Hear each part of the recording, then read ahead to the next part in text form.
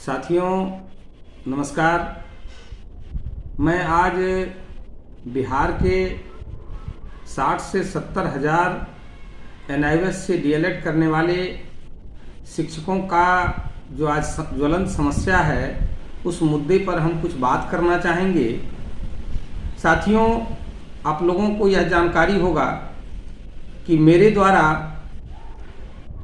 ये 2019 से कहिए डे 1 से हम इसका विरोध कर रहे थे कि हम लोगों ने जो प्रशिक्षण प्राप्त किया है वो आरटी अधिनियम 23(2) के तहत किया है और आरटी अधिनियम 23(2) में स्पष्ट वर्णित है कि वैसे शिक्षक जो 31 मार्च 2019 तक प्रशिक्षित नहीं होंगे उन्हें 1 अप्रैल 2019 के तिथि से सेवा मुक्त कर दिया जाएगा।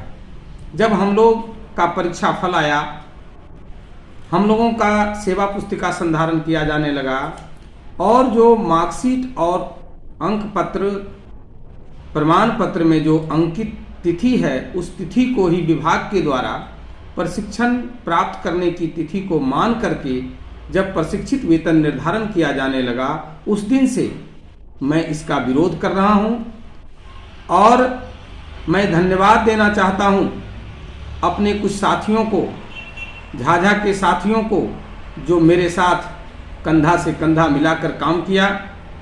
उसमें बहन स्नेहा पांडे जी हैं, निखिल कुमार हैं, इरशाद आलम हैं, कुंदन किशोर जी हैं, जो मेरे साथ मेरे कहने पर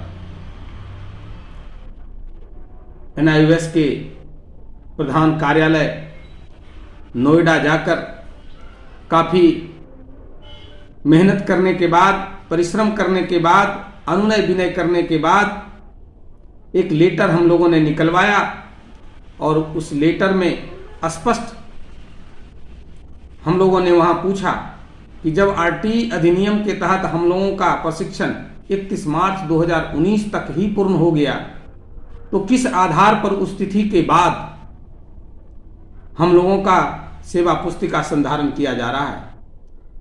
इसी क्रम में उन्होंने मनोज कुमार जैन जो डिप्टी डायरेक्टर हैं इवैल्यूएशन डिपार्टमेंट के एनआईएस के, उनके द्वारा एक पत्र जारी किया गया 10 मार्च 2022 को, जो सब्जेक्ट है जिसका printing date clarification in DElEd marksheet and certificate. आज बिहार के सारे साथियों के पास ये पत्र है। जब वह पत्र लेकर के बिहार आया तो हम लोगों ने इस पत्र को वायरल पूरे राज्य भर के शिक्षकों के समक्ष किया। उसके बाद हम लोगों ने सचिवालय का चक्कर लगाना शुरू किया। प्रथम बार 9 मई 2022 को सचिवालय में शिक्षा मंत्री, अपर मुख्य सचिव, निदेशक प्राथमिक शिक्षा को ज्ञापन दिया। 11 मई 2022 को उसका रिसीविंग हम लोगों को मिला। पुनः मामले को प्राथमिक शिक्षा निदेशक के समक्ष 18 जुलाई 2022 को प्रेषित कर दिया गया। उसके बाद डिप्टी डायरेक्टर प्रभात कुमार पंकज जी के द्वारा हम लोगों को आश्वासन मिला था कि इस पत्र के आलोक में हम लोग एनआईएस से मेल के माध्यम से कुछ सलाह ले लेते हैं। सलाह लेने के बाद उन्होंने स्पष्ट कहा कि इसका कुछ सब्जेक्ट चेंज कर दीजिए। फिर हम लोगों ने सब्जेक्ट चेंज करके 11 अक्टूबर 2022 को प्राथमिक शिक्षा निदेशक सर के पास अपना ज्ञापन दिया। उसके बाद भी जब हम लोगों का काम नहीं हुआ, हम लोगों का सेवा पुस्तिका संधारण के लिए ठोस निर्णय नहीं निकला, तब जाकर 15 दिसंबर 2022 को स्मारक पत्र प्राथमिक शिक्षा निदेशक सर को दिया गया। उसके बाद भी हम लोगों का जब काम नहीं हुआ, हम लोगों को सफलता नहीं मिली, तो 27 दिसंबर 2022 को मधेपुरा सहरसा के साथी भाई एबरार के साथ मिलकर के शिक्षा मंत्री को ज्ञापन दिया। शिक्षा मंत्री के आप सचिव कृष्णानंद यादव के द्वारा प्राथमिक शिक्षा निदेशक को फॉरवर्ड किया गया। इससे पूर्व ही 11 दिसंबर 2022 को पटना गांधी मैदान में हम लोगों ने बैठक किया, जिसमें बिहार के सैकड़ों शिक्षकों ने भाग लिया और उसमें सर्वसम्मति से यह निर्णय लिया गया कि दिसंबर तक अगर सचिवालय स्तर से हम लोगों का परेशानी, हम लोगों की समस्या को अगर दूर नहीं किया जाता है तो हम लोग जनवरी में माननीय पटना उच्च न्यायालय की शरण में होंगे। साथियों, अब मैं एक बात और कहना चाहूंगा कि इसका अंदेशा हमें 2019 से था कि हम लोगों के साथ कभी भी समस्या उत्पन्न हो सकती है, हम लोगों के समक्ष कभी भी अस्तित्व का संकट छा सकता है। और इसी को लेकर मैं अपने साथियों के साथ डे 1 से संघर्ष करता रहा। उस समय जब कुछ साथियों को जो संघ संगठन से के शीर्ष पद पर स्थापित थे, उनको जब मैंने कहा तो उनके द्वारा मजाक उड़ाने का कार्य किया गया। उनके द्वारा झूठा ज्ञान दिया जाने लगा। एक साथी ने कहा कि इंडेक्स 3 का मामला अभी न्यायालय में चल रहा है, अभी आप रुक जाइए, इंडेक्स 3 का मामला का जब न्याय निर्णय आ जाएगा तब हम अपनी बात को, आपकी बात को न्यायालय के समक्ष रखेंगे, आपके लिए भी केस लड़ा जाएगा। मैं उन सब साथियों से पूछना चाहता हूं कि जब आज हमारा संघर्ष चरम पर है, हम पीड़ित शिक्षक समूहित हो गए हैं, सब एक साथ आ गए हैं, सब लोगों ने सर्वसम्मति से निर्णय लिया कि हमें पटना उच्च न्यायालय की शरण में जाना है और हम लोग जा भी चुके हैं, तब इन लोगों के पेट में दर्द हो रहा है। हमें भ्रमित करने की कोशिशें जारी है, हमें तोड़ने का षड्यंत्र जारी है।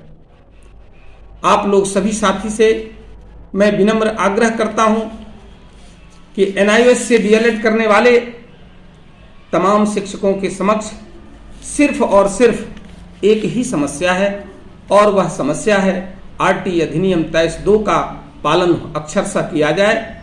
31 मार्च 2019 के तिथि से या उसके पूर्व के तिथि से प्रशिक्षित वेतन निर्धारण किया जाए, हमें प्रशिक्षित माना जाए। और इसी चीज को लेकर के हम लोगों ने माननीय पटना उच्च न्यायालय में RT अधिनियम 23(2) को चैलेंज किया है। चाहे वो 22 मई वाले हों जिनका अंक पत्र और प्रमाण पत्र में जो मुद्रित तिथि है, चाहे वो 22 मई 2019 वाले हों, चाहे 18 सितंबर 2019 वाले हों, चाहे 16 दिसंबर 2019 वाले हों, चाहे 9 मार्च 2020 वाले हों, चाहे 27 दिसंबर 2020 वाले हों, चाहे 3 जून 2021 वाले हों, चाहे NC वाले भाई जिनका की मुद्रण तिथि 26 अगस्त 2022 है, सभी के लिए माननीय पटना उच्च न्यायालय में 1 फरवरी 2023 को वाद दायर किया जा चुका है। 3 फरवरी को टोकन नंबर भी मिल गया है। एडमिशन लेवल पर अभी आपका केस है। इस समय हम लोगों को ये रणनीति बनाने का समय है कि किस प्रकार से हम रणनीति बनाएं, किस न्यायिक बिंदु, किस न्यायिक पहलुओं पर चर्चा हो, किस प्रकार से आर्थिक सहयोग जुटाया जाए, ताकि जो हम लोगों के ऊपर बिहार के लगभग सभी जिलों के DPO और DO सर के माध्यम से पत्र निर्गत किया जा चुका है, उस समस्या से निजात पाने के लिए कैसे हम पटना उच्च न्यायालय से स्टे लगवावें, हम लोगों का ध्यान उस पर है। लेकिन कुछ साथी हमें दिग्भ्रमित करने के चक्कर में लग गए हैं, हमारे साथियों को दिग्भ्रमित करने के फेर में हैं। गलत गलत ज्ञान बांट रहे हैं। पहले आप आरटी अधिनियम क्या है उसके बारे में जानें, उस नियम और अधिनियम को जानें। सभी विद्वान शिक्षक हैं। अगर आपको आज इस बात की जानकारी है तो आपने यह कार्य 2019 में क्यों नहीं किया? 2019 से लेके 2023 तक आप लोगों ने आंदोलन क्यों नहीं किया? इस बात को सरकार के समक्ष, शिक्षा विभाग के समक्ष, शिक्षा विभाग के आला अधिकारियों के समक्ष क्यों नहीं उठाया? मैं उन साथियों को विशेष धन्यवाद देना चाहता हूं जो मुझ नाचीज पर विश्वास कर आर्थिक सहयोग किए हैं। साथियों, मैं आपको विश्वास दिलाता हूं कि आपका भाई एक एक पैसे का हिसाब सारे साथियों के समक्ष रखेगा। आपका एक पैसा पूरे बिहार के सभी साथियों का पैसा है। एक बात जान लीजिए, गांव घर में एक कहावत है, भाई या बहन से चोरी, निर्धन या कोढ़ी। आज इन लोगों को इस बात का तनिक भी ज्ञान नहीं है। ये लोग राजनीति करने पर हैं और हम लोग अपना अस्तित्व पर संकट आया है उस समस्या से ग्रसित हैं। आपका भाई दिन और रात इस बिंदु को लेकर चिंतित है कि किस प्रकार से आर्थिक सहयोग जुटाया जाए, किस प्रकार से कानूनी लड़ाई जो है वो लड़ी जाए।